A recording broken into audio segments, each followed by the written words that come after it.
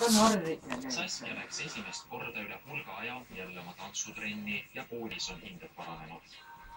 Aga suhted ema ja tütre vahel on muutunud palju sügavamaks. Nad on hakanud koos jalutamas käima ja tunnevad teineteise seltskonnast palju enam rõõmu.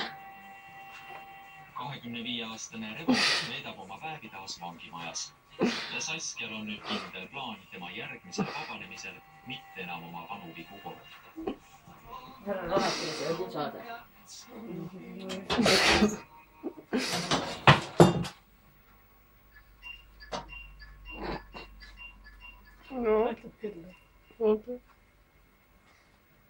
Vahel lihtsalt tekib ootamatult väljaminekuid, kuid ma ei tahtnud kangast suurt vahel võtta.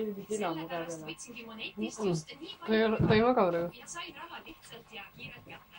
Monetid on just nii palju kui vaja. Doktor House on sunnitud pöörama loodus täiesti millegi. Oota. Tüttu rohkem. Silm on niisugune vaatav, niisugune vaatav.